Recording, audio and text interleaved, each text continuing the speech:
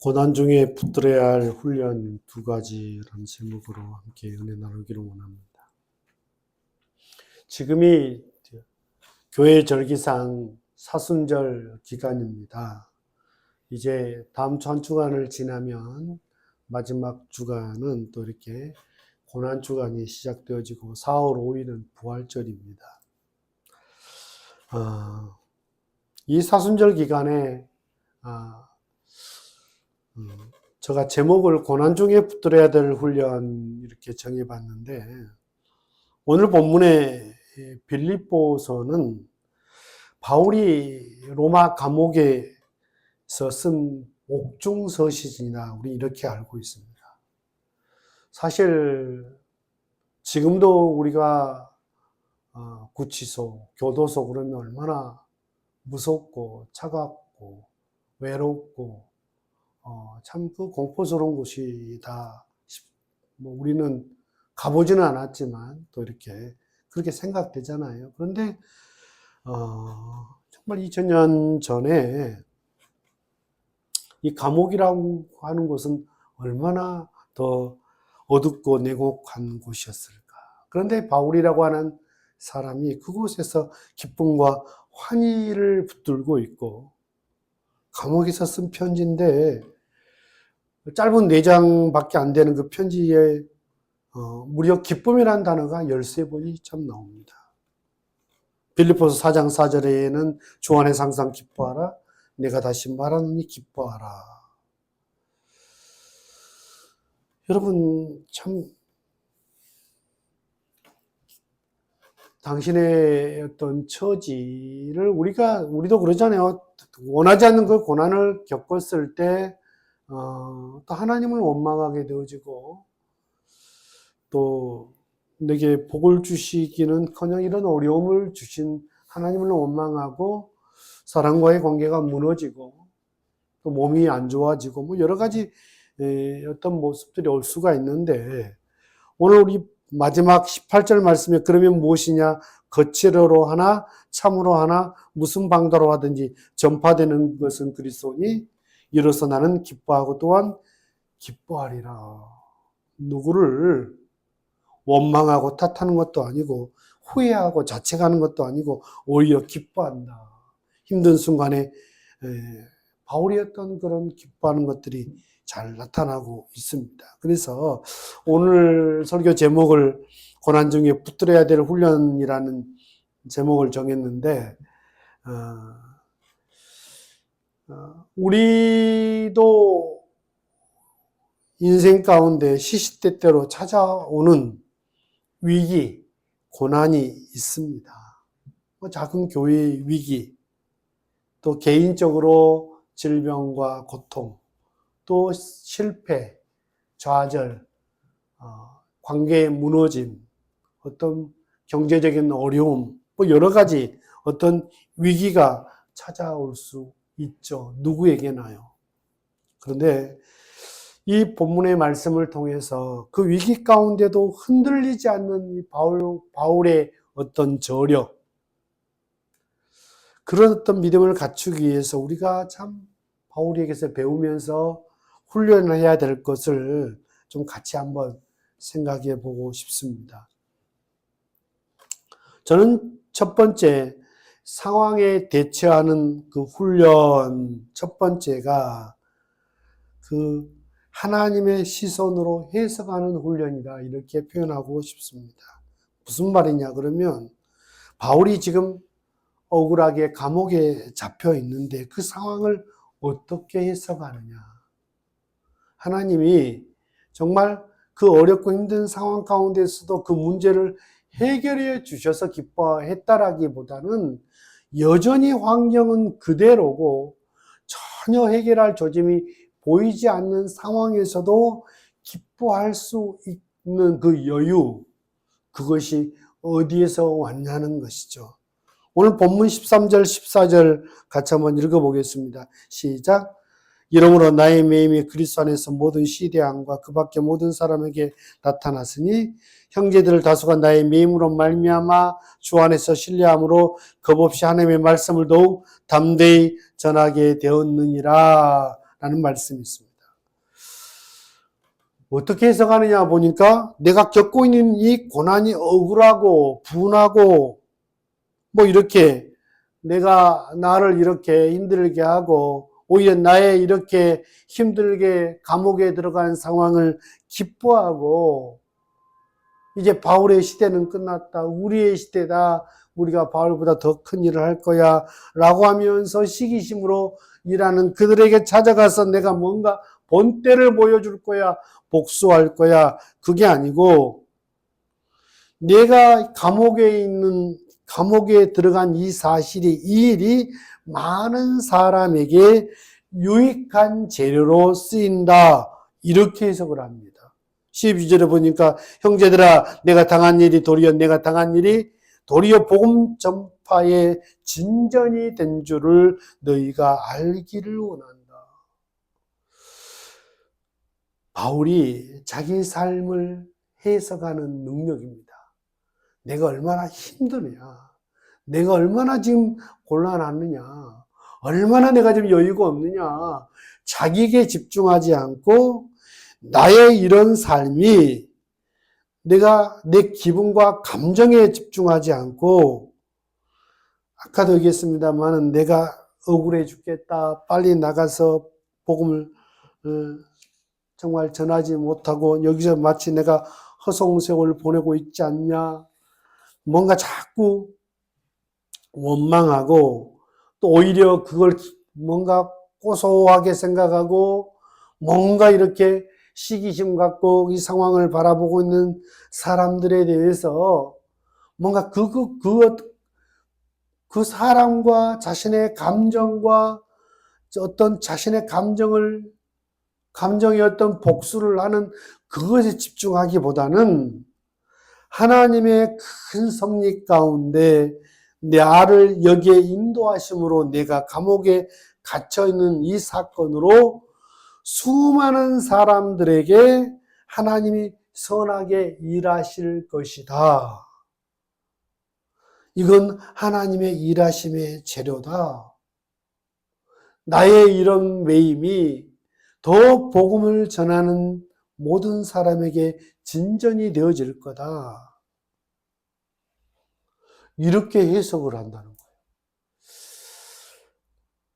성경에 뭐 요셉이라는 사람은 우리가 여전히 많이 봤습니다만은 마지막 창세기가 50장에 끝났는데 50장 20절에 당신들은 나를 헤아려 하였으나 형들에게 하는 얘기죠. 사실은 그 얘기가 팩트죠. 당신들은 나를 해하려고 했다. 팩트인데 하나님은 그것을 선으로 바꾸사 오늘과 같이 많은 백성의 생명을 구원하게 하시려 하셨나니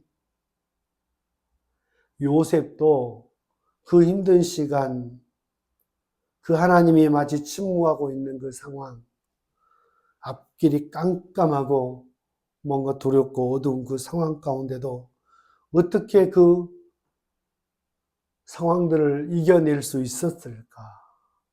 하나님이 그와 함께 하셨다라고 하는 그 말 가운데 우리는 정말 그 억울한 마음, 정말 형들이 자기에게 와서 지난 자기를 그렇게 팔아버렸고 자기가 그렇게 애원하면서 살려달라고 했는데 자기 큰 상처를 줬던 그 상황들을 자기에게 와서 잘못을 뉘우치고 그래서 그가 회복됐을까?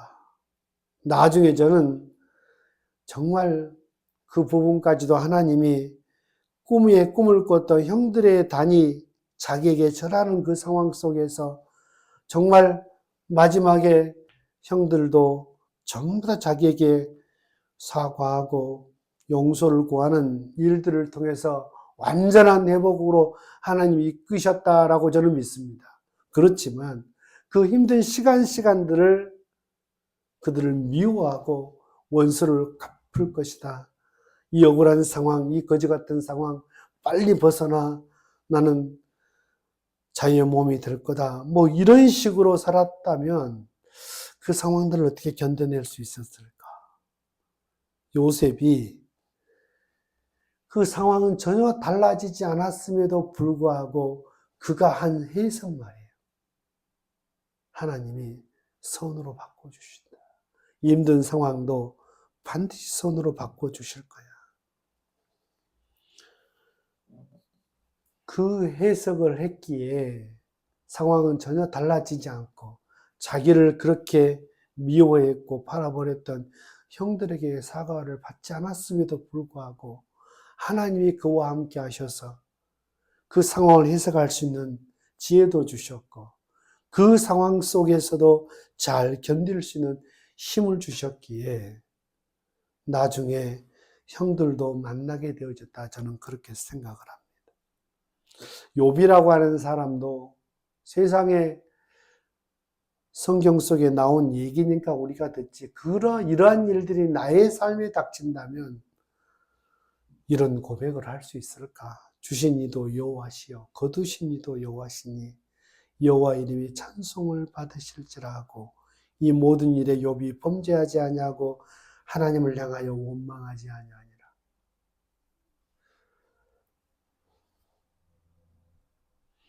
어려운 일이 있을 때 욥처럼 원망하지 않는 게 좋습니다. 뭐 100번 얘기해봐야 그게 뭔 소용입니까? 상황이 원망이 안 나오면 그게 사람입니까? 이런 상황에서 하나님을 그냥 누구든지 원망할 수 있다고 생각합니다. 뭐 인공지능도 아니고 그런 상황이면 저는 다 원망할 수 있는 수준. 도리어 하나님을 떠나는 그런 일도 저는 있을 거라고 생각하고 차라리 욥의 아내가 정말 더 정직한 사람은 아닌가 싶은 거죠. 그런데 욥이 그 상황이 다 이해가 되고 다 회복이 되어졌다라기보다는 그런 상황 가운데도 하나님이 나에게 복을 주셨는데 복을 주실 때는 하나님을 믿고 하나님이 화를 주신 건 아니지만 내 삶 가운데 어려움이 있다고 해서 하나님을 저버리는 건 그건 맞지 않다. 그러면서 끝까지 하나님 앞에서 원망하지 않는 그 자세. 여러분 상황에서 원망하지 않기 위해선 선행되어야 될 것이 자꾸 제가 얘기하고 싶은 것이 해석입니다. 하박국 선지자도 무화과 나무가 무성하지 못하고 포도나무가 열매가 없고 감람나무에 소출이 없으며 밭에 먹을 것이 없고 우리의 양이 없고 외양간에 소가 없을지라도 나는 여호와로 말미암아 즐거워하며 나의 구원의 하나님으로 말미암아 기뻐하리로다. 하박국 3장 17절 18절인데 19절에 결론이 나오는데 주 여호와는 나의 힘이라. 주 여호와가 나의 힘이기 때문에 이런 상황, 무화과, 포도나무, 밭의 소출, 외양간의 소, 그런 상황들이 정말 만족되어진 상황이 아니더라도 기뻐하고 즐거워할 수 있는 이유는 뭡니까? 해석은 뭡니까? 여호와가 나의 힘이라.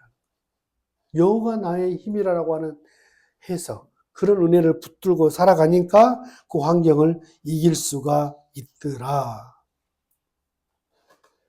우리가 힘들고 어려울 때 힘들고 어려움이 나를 넘어지게 한다. 그것도 맞습니다. 그러나 힘들고 어려울 때 왜 넘어지는가? 이 말도 저는 맞는 것 같아요. 그 상황을 해석할 힘이 없습니다. 긍정적으로 하나님의 선하신 의도 가운데 하나님의 시선으로 그 상황을 바라볼 수 있는, 해석할 수 있는 힘이 없기에 넘어진다. 저는 그 얘기도 맞다고 생각합니다. 제가 꽤 지났습니다만은 그 넷플릭스 영화 가운데 미지의 서울이라고 하는 그 영화를 봤는데 그 할머니가 그 손주가 공부도 못하고 체육 특기생으로 달리기 특기생으로 대학을 가려고 했는데 자기 쌍둥이 언니는 너무 공부를 잘해서 좋은 대학을 들어갔는데 자기는 대학을 들어갈 실력은 안 되고 그래서 달리기를 부지런히 해서 여러 가지 상도 받고 했는데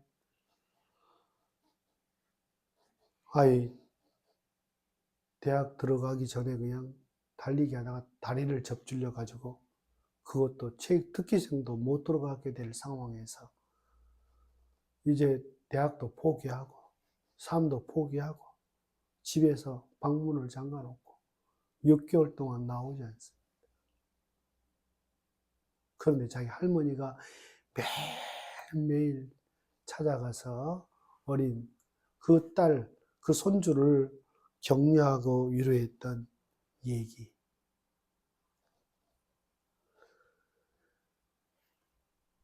미지야, 과거는 지났고 미래는 아직 오지 않았고 오늘은 모르는 거다. 한번 해보자. 계속 그 얘기를 합니다. 과거는 지나갔다. 미래는 그냥 아직 오지 않았다. 오늘은 모르는 거다. 한번 해보자. 라는 얘기를 계속 합니다. 처음에는 그 얘기가 잘 들려오지 않아요. 그런데 나중에 그 얘기가 점점 들려와서 새로 일어섭니다. 어떤 사람은 꼭 진리는 아닐 수 있습니다만은 내가 지금 미리 이 고통을 당하면 지금 어려움을 당하니까 내 인생의 후반부는 더 좋을 거야. 이렇게 해석하는 사람도 있습니다.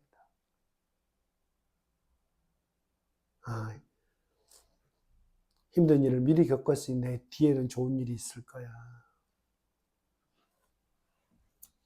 마찬가지입니다. 우리가 신앙생활 하면서 부단히 하나님의 말씀을 듣고 하나님의 말씀을 묵상하는 것은 우리의 삶에 닥쳐오는 그 위기를 어떻게 해석할까? 내 생각으로 살 건가? 하나님의 말씀으로 살 건가? 하나님의 말씀으로, 하나님의 시선으로 그것을 해석할 수 있는 게 저는 말씀의 능력이라고 생각을 합니다. 당장 말씀이 내 삶 가운데 적용이 되지 않고 이게 무슨 힘이 되겠냐 싶을까 싶지만 내가 읽어 놓았고 외워 놓았고 암송해 놓았던 그 말씀이 분명한 그 위기 가운데 말씀이 떠오르게 될 거고 내 삶을 해석할 힘이 될 거고 정말 그 하나님의 선하신 의도를 바라볼 수 있는 해석할 수 있는 힘이 될 거라고 믿습니다. 고난 중에 우리가 붙들어야 될 훈련은 저는 해석의 훈련이다. 그렇게 생각을 합니다. 두 번째 이 말씀하고 마치겠습니다. 내가 겪고 있는 대인관계를 복음의 시선으로 바라보는 관계 훈련의 시간으로 우리는 삼아야 될 줄로 믿습니다. 오늘 빌립보서 1장 15절 말씀 본문 말씀에 보면 어떤 이들은 투기와 분쟁으로 어떤 이들은 착한 뜻으로 그리스도를 전파하니 그랬습니다. 내가 주님이 기뻐하는 일을 한다고 해서 그 기뻐하는 일을 하고 할 때 한 결과 어려운 일을 당했을 때 더 격려하고 위로하고 기도하고 그런 사람도 있지만 또 주변에는 내가 비록 하나님의 일을 한다 할지라도 내가 안 됐을 때 내가 잘 됐을 때 시기하는 사람도 있을 수 있고 내가 안 됐을 때 오히려 그 안 된 이유를 나름 추측하고 판단하고 오히려 그런 시선으로 바라볼 수 있는 사람 있을 수 있다는 겁니다. 내가 일을 잘못해서라기보다 내가 하나님이 기뻐하는 일을 하지 않아서 그런다라기보다는 내가 하나님을 사랑하고 그분이 기뻐하는 일을 행한다 할지라도 합력하여 선을 이루기 전에 내 기대와 상관없이 때론 나를 시기하고 질투하고 모함하는 그런 사람이 있을 수 있다고 하는 겁니다. 근데 바울은 이런 상황 속에서 하나님을 개입을 시킵니다.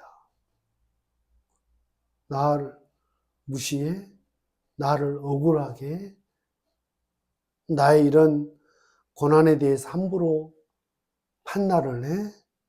라고 하면서 정말 더 억울해하고 힘들어할 수 있는데, 거칠어로 하나 참으로 하나 무슨 방도로 하든지 전파되는 것은 그리스도니라고 하면서 나는 이런 상황 또한 기뻐하고 기뻐한다 라고 얘기를 합니다. 그러니까 뭐 이런 동기다 저런 동기다 뭐 그것도 참 중요합니다만은, 결론적으로 나는, 그러니까 어떤 사람이 정말 교회를 나와서 정말 주님이 나를 구원해 주시고 나 같은 자를 죄를 용서해 주시고 하는 자녀 삼아 주신 것이 너무 감사해서 한 영혼이라도 더 그들에게 예수의 생명 복음을 전하고 전도하려고 하는 사람이 있을 거예요. 무슨 상이고 뭐고 필요 없어. 내 이름이 드러나고 안 드러나고 필요 없고, 저 영혼이 지옥 가는 것이 너무 안타까워서 전도하려고 하는 그 순수한 마음으로 전도하는 사람이 있을 수도 있고, 전도 실적표에 한번 1등 하고 싶고, 전도상 받고 싶고, 전도상에 큰 뭐 선물을 걸어놨다니까 이번에 그 선물을 타야 돼. 또 많은 사람 앞에 내가 이렇게 열심인 것처럼 내 이름을 좀 드러내고 싶고, 세상에서 인정받지 못했지만 내가 교회에서라도 나는 좀 인정받고 싶어. 그런 마음으로 부지런히 전도를 하는 사람이 있다고 생각을 해봅시다. 그런데 하나님의 관점에서, 하나님의 시선에서 바라보니까, 그렇지, 은혜를 알고 그 은혜에 감사해서 정말 전도를 하면 얼마나 좋겠냐. 그러나 어떤 동기가 되든지 간에 예수님이 전파되어지고 그 영혼이 구원받는 일이 있다면, 그런 선한 좋은 의도로 전도를 하면 그 사람이 구원을 제대로 받고, 내가 상 받기 위해서 전도를 하면 그 사람은 제대로 교회에 나와도 구원을 못 받는 거, 그건 아니잖아요. 하나님 관점에서 보니까 전파되어지는 것은 그리스도니 오히려 내가 기뻐한다. 거기에 하나님의 관점, 하나님을 개입시키더라고 말이에요. 좀 실제 예를 하나 더 들면, 다윗이라는 임금이 사무엘상 16장에 보면 절체절명의 위기 가운데 있는데, 아들이 쿠데타, 압살롬이 반란을 일으켜서 그 반란을 피해서 도망을 갑니다. 도망을 가는데 사무엘하 16장에 보니까 이 게라의 아들 시므이라고 하는 사람이 도망가는 다윗에 대해서 계속 욕을 합니다. 비루한 자여 올라가라 올라가라. 네가 좀 더 길게 얘기하면 이 시므이는 사울의 자손이고 사울의 어떤 친척이거든요. 그러니까 네 뭐 남 죽이고 너는 잘 될 줄 알았니? 뭐 이식부터 시작해가지고 너가 그렇게 피를 보더니 너가 이렇게 저주를 받는다 라고 하면서 계속 다윗을 쫓아오면서 저주합니다.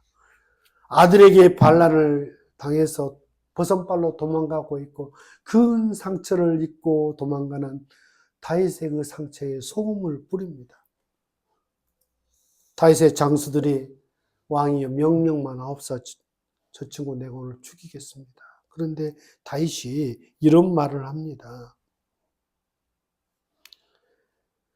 시므이가 내게 저주하는 것은 여호와께서 그에게 다윗을 저주하라 하심이니 내가 어찌 그리 하였느냐 할 자가 누구겠느냐라고 얘기하면서, 혹시 주님께서 나의 이 비천한 모습을 보시고 오늘 시므이가 한 저주 대신에 오히려 나에게 좋은 것으로 갚아주실지 누가 알겠냐. 그가 나를 저주하니까 성질난다. 그를 죽여버릴 수 있어요. 그런데 괜히 그가 저주하겠냐? 하나님께서 그 입으로 저주하게 하셨다 그러면 누가 그걸 막겠느냐? 오히려 그가 나를 이렇게 저주하는 것 때문에 오히려 하나님이 나를 불쌍히 여기셔서 정말 내게 좋은 것으로 갚아주실지 누가 아느냐? 그 상황 가운데 하나님을 개입시키고 자기가 원수 갚지 않고 하나님 손에 맡겨드리니 하나님이 해결하시더라는 말이죠. 우리가 고난 중에는 하나님을 원망의 대상으로만 생각하지 그 고난 가운데 절대 하나님을 개입시키지 않습니다. 분명한 하나님의 선하신 인도하심이 있을 거야. 요셉처럼 당신들은 나를 이곳에 팔았지만 한탄하지 마소서, 근심하지 마소서. 하나님이 그랬어요. 하나님이 생명을 구원하시려고 나를 당신들보다 먼저 보내셨나이다. 이 원리와 똑같은 거예요. 그 요셉도 하나님이라고 하면서 하나님을 개입시킵니다. 다윗도 그 고난 가운데 내가 억울해하고 내가 원수 같고 내가 해결하려기보다는 하나님이 그로 저주하게 하셨으면 어떻게 하겠느냐. 그러니까 하나님이 이런 고난을 허락하셨다 그러면 내가 이 고난 가운데 어찌 원망하고 한탄할 수만 있겠느냐. 오히려 나의 이 고난 가운데 나를 저주하는 사람들을 보시고 오히려 나를 불쌍히 여기사 나에게 좋은 것으로 갚아주실지 누가 아느냐. 우리 하나님이 내 인생 가운데 하나님을 자꾸 개입시킵니다. 하나님과의 관계예요. 사람과의 관계 속에서는 그 결과만 바라보지 말고 모습만 바라보지 말고 사람과 원수 삼지 말고 내 감옥에 있다고 시기심으로 분쟁으로 일을 하는 그들에게 포커스를 두지 말고 하나님의 시선으로 전파되는 건 그리스도니 오히려 구원의 문이 구원의 일이 더 많아지지 않느냐.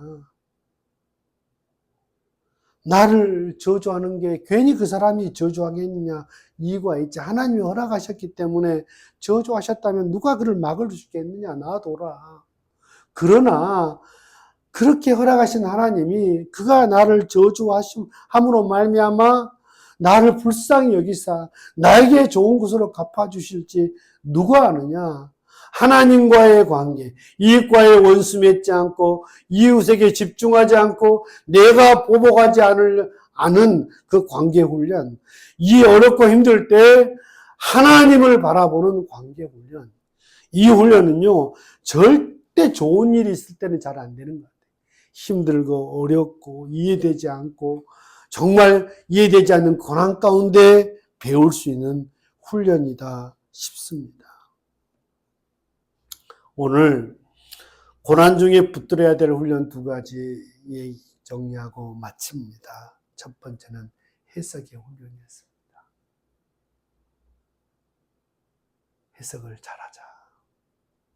하나님을 사랑하는 자, 그 뜻대로 부르심을 입은 자들에게 합력하여 선을 이루어 주신다 그랬다.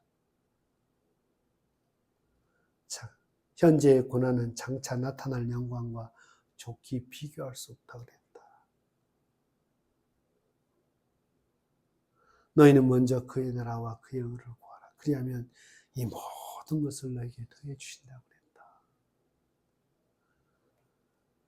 사망의 음침한 골짜기로 다닐지라도 해를 두려워하지 않을 것을 주께서 나와 함께 하십니다. 주의 지팡이와 막대기가 나를 안위하시나이다. 주께서 내 원수의 목전에서 상을 베풀어 주시고 기름으로 내 머리에 바르셨으니 내 잔이 넘치나이다. 힘들고 원한을 품을 수 있는 그 상황 가운데서도 그 상황을 잘 해석하고 주님의 시선으로 바라볼 수 있는 해석의 능력을 주옵소서.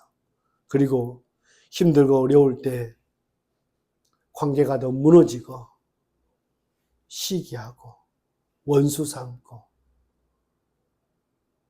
여러분, 그러다 보면 하나님과의 관계도 더 멀어지는 것 같아요. 어찌 아느냐. 이 상황을 허락하신 하나님이 나를 불쌍히 여기시고 나의 형편을 다하신 하나님께서 내게 좋은 것을 주실 것이다. 여호와가 나의 힘이다. 하나님이 나를, 많은 사람의 생명을 구원하시려고 나를 이곳에 보내신 분이 하나님이십니다.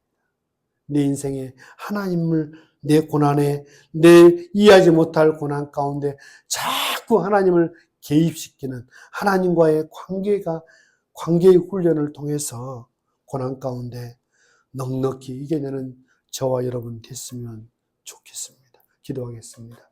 좋으신 하나님,